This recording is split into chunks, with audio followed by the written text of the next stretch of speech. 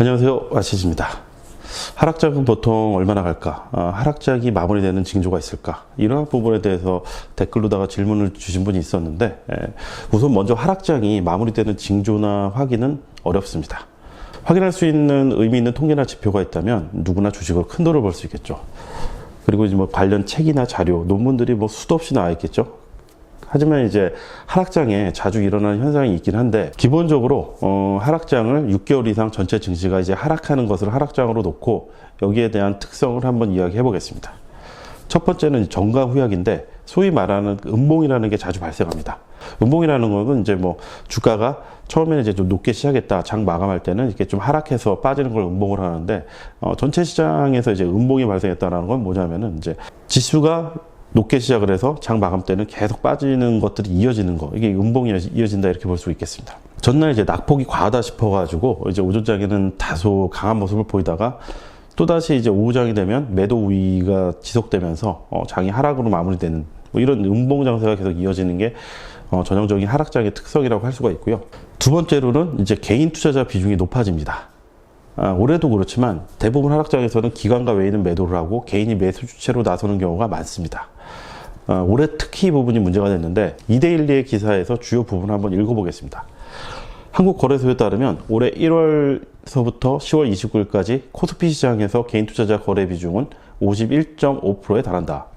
84.5%에 달하는 코스닥 시장보다는 적지만 절반 이상을 개인에 의존하는 시장이란 얘기다.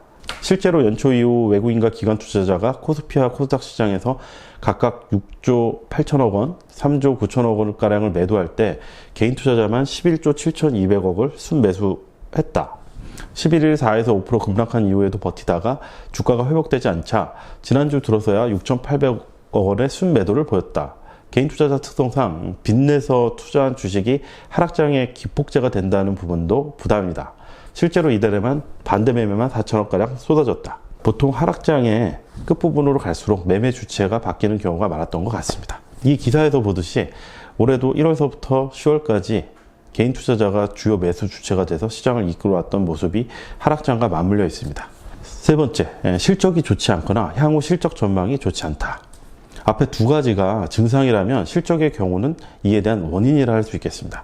증시 특성상 실적이 주가에 반영되는 시점이 여러 가지 요인에 의해서 달라지기 때문에 3개월이나 아니면 6개월, 뭐 1분기나 2분기 실적을 어느 정도 예상하고 있더라도 투자 성공 확률을 높일 수 있지만, 다른 요인들로 인해 이에 대한 실적이라든가 이런 부분을 정확히 알고 있다고 하더라도 투자를 확실히 성공한다 보기엔 어렵습니다.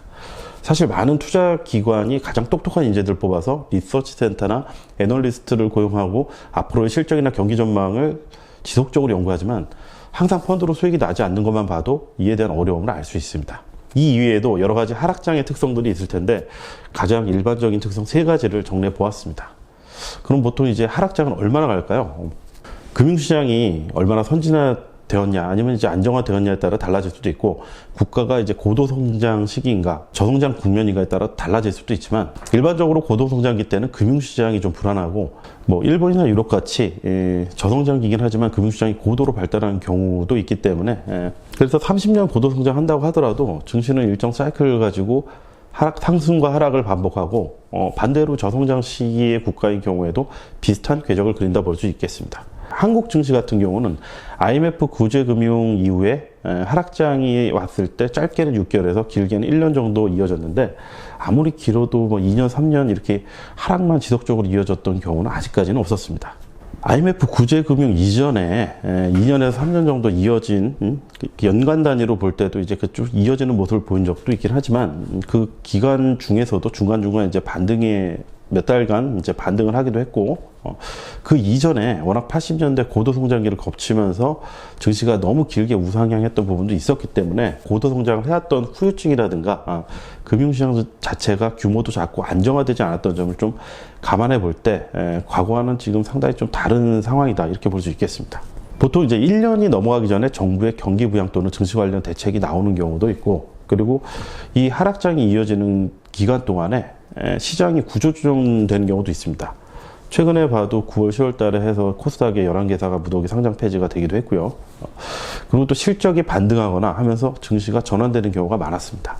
한국만의 특성이 아니라 신흥국의 20년 주가 지수를 보더라도 증시 하락장이 몇 년씩 반복되거나 그러는 경우가 흔치는 않습니다.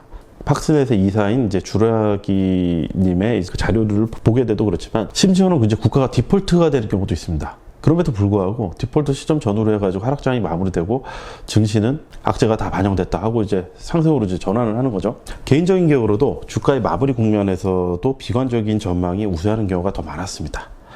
언론의 특성도 감안해야 되는데 사람들은 불안과 고통, 자극적인 기사에 훨씬 더 반응하는 특성을 가지고 있습니다. 이런 부분을 감안해서 증시 하락이 어느 정도 길어졌다 생각되고 주가 하락에 대한 이야기들이 쏟아져 나올 때 증시가 개선될 수 있는 다른 의견에 조금씩 귀 기울여 보는 것도 나쁘지 않을 것입니다. 지금까지 증시를 보면 회사가 망하지 않을 상황이고 증시 침체로 심각하게 사업의 경쟁력이 훼손되는 경우가 아니라면 어느 정도 시간이 되면 회복이 됩니다. 이럴 가능성이 더 높다면 하루 종일 주가 변동성을 바라보며 평가손에 대한 스트레스에 거기다 주가의 변동성에 대한 스트레스까지 얹어가지고 훨씬 더 힘들게 시간을 보내는 것보다는 살짝 증시와 거리를 두는 것도 하나의 방법이라고 생각을 합니다. 누구나 하락장을 원하지 않습니다. 준비되지 않은 하락장으로 고통받을 수는 있습니다. 기다렸다가 회복될 수도 있지만 어느 정도 손실을 받아들여야 할지도 모릅니다. 하지만 이제 원한다면 한 가지는 얻을 수 있습니다. 하락장에 대한 기억과 경험이 남을 수 있는데 이런 것들을 잘 기록해두고 마음속에 남겨두면 장기적인 투자에 있어서 무형 자산이 된다고 생각을 합니다.